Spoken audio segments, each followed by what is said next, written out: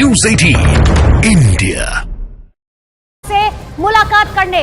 ये वही लल्लन सिंह है जिनके ऊपर इस बात का आरोप लगा था कि वो कहीं ना कहीं गठबंधन को तोड़ने की कोशिश कर रहे हैं और इसीलिए उन्हें हटाकर जो है एक बार फिर से जेडीयू के अध्यक्ष के तौर पर नीतीश कुमार ने शपथ ली थी। देखिए ये बड़ी खबर आपको बता रहे हैं, बहुत महत्वपूर्ण हो जाता है। सीधे लिए चलते हैं ग्राउंड जीरो पर, लगातार मेरे सहयोगी चंद्रमोहन मेरे साथ बने हुए हैं। चंद्रमोहन, लल्लन सिंह का नीतीश कुमार से मुलाकात इस वक्त।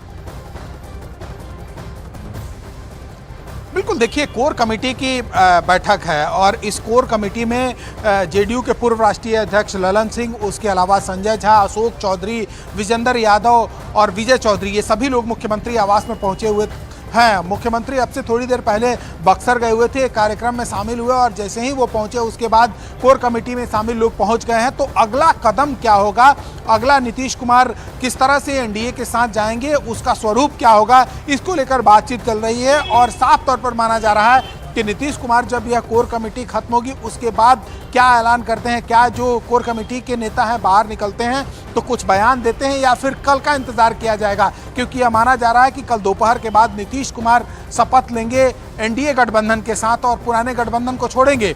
तो इसकी तैयारी शुरू कर दी गई है एक अन्य मार्ग में। और साथ ही 3 अधिकारी जो नीतीश कुमार के सबसे खास अधिकारी हैं वो कल राजभवन भी देर रात गए हुए थे कि क्या स्वरूप होगा, किस तरह से शपथ ग्रहण की तैयारी है, इसका भी जायजा लेने और अधिकारियों से बात करने के लिए गए थे।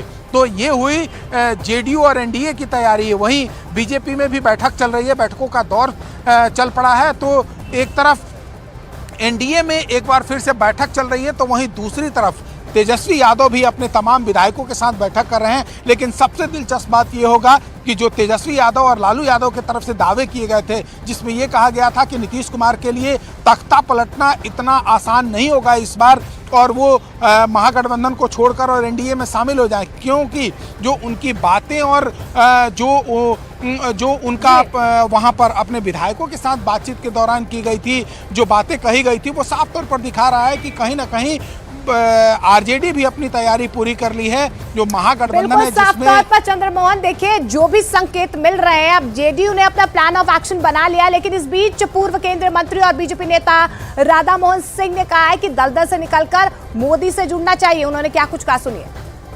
आज की बैठक का एजेंडा क्या है सर? लोकसभा चुनाव की तैयारी।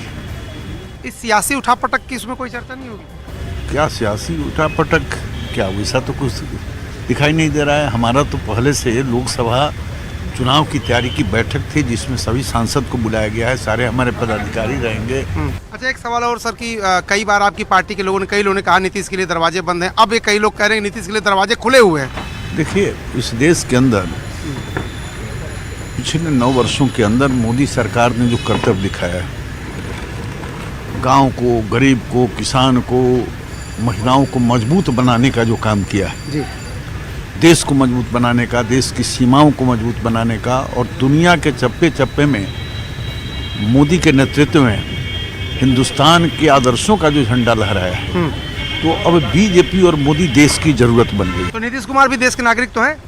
हम तो सबसे अपील करते हैं, उनसे भी, नीतीश कुमार से भी, सबसे। देश के अंदर मैं सबसे ही विनती करूंगा कि दलदल से निकलिए और मोदी को मजबूत बनाइए। यदि देश को मजबूत बनाना है तो मोदी को मजबूत बनाइए। तो अगर वो मजबूत बनाने आएंगे तो उनको भी तो कुछ चाहिए। किसको क्या चाहिए उसका विषय है, हमारा तो है कि सब आइए, देश को मजबूत बनाना चाहिए। बिहार में बदलाव की जरूरत है, आपको लग रहा है बिहार में बदलाव की जरूरत है कि नहीं? देखो, पूरे देश के अंदर जो बदलाव हो रहा है, देश मजबूत हो रहा है, तो हमारी विनती सबसे है कि वो दलदल से निकल कर आवे और मोदी को मजबूत बनावे और बीजेपी को। अच्छा, मेरा आखिरी सवाल, जरा दर्शकों को ध्यान दीजिएगा, सबसे अपील है तो लालू यादव से थोड़े अपील कर रहे होंगे आपकी, वो भी आए। देश के हर नागरिक से मेरी अपील, पार्टियों से भी, हर नागरिक। तो राधा मोहन सिंह वही नेता है जो सुबह सवेरे अचानक से राजभवन पहुंचते और जिसके बाद सियासी हलचल काफी तेज हो जाती है। चंद्रमोहन लगातार मेरे साथ बने हुए। चंद्रमोहन, अब सबसे बड़ी परेशानी तो दोनों पार्टियों के सामने ये है कि अपने विधायकों को किस तरीके से समेट कर रखा जाए। आरजेडी की बात करें तो कहीं ना कहीं शायद ऐसा हो सकता है कि जेडीयू के नेता आरजेडी के नेताओं के संपर्क में हैं। बिल्कुल, देखिए ये कल से ही दावे किए जा रहे हैं और आरजेडी की तरफ से ये दावे किए गए कि जेडीयू के कई विधायक उनके संपर्क में हैं, तो जेडीयू की तरफ से भी ये दावे किए गए कि कांग्रेस के कई विधायक उनके संपर्क में हैं। तो अभी जो बिहार में राजनीतिक गहमागहमी है और जो उठापटक का दौर शुरू होने वाला है, जो राजनीतिक गहमागहमी बढ़ी हुई है, इसको लेकर सभी के अपने अपने दावे हैं। लेकिन सबसे बड़ी बात यह है कि जब नीतीश कुमार यहाँ पर राजभवन में पहुँचेंगे, उस समय अपने दावे पेश करेंगे, उस समय सभी विधायकों का उनके पास कहीं ना कहीं सहमति होगी, उसके बाद वो राजभवन पहुँचेंगे और उससे पहले वो इस्तीफा देंगे। तो आरजेडी के अपने दावे हैं जिसमें ये कहा जा रहा है कि वो सरकार बनाने के लिए उनके पास पूरा बहुमत है, लेकिन बहुमत किसके पास है जब नीतीश कुमार इस्तीफा देंगे उस समय तय होगा, क्योंकि नीतीश कुमार जो लिस्ट लेकर पहुंचेंगे उसमें इस्तीफे की भी बात होगी और साथ में नई सरकार भी बनाने की बात होगी। लेकिन आरजेडी ये कह रहे हैं कि सबसे बड़ा दल बिहार में हम हैं, ऐसे में जैसे ही नीतीश कुमार इस्तीफा देंगे उसके बाद आरजेडी के तमाम विधायक और एमएलसी पहुंचेंगे बड़ा दल होने के नाते अपनी सरकार बनाने का दावा पेश करने के लिए। लेकिन क्या बहुमत का? लेकिन बिल्कुल यहाँ पर देखिए जिस तरीके से एक बड़ा कदम यहाँ पर जेडीयू की तरफ से उठाया गया है, कल जो है पिक्चर बिल्कुल क्लियर हो जाएगी। हालांकि देखो बिहार में बहुत तेजी से सियासी हालात भी बदल रहे हैं।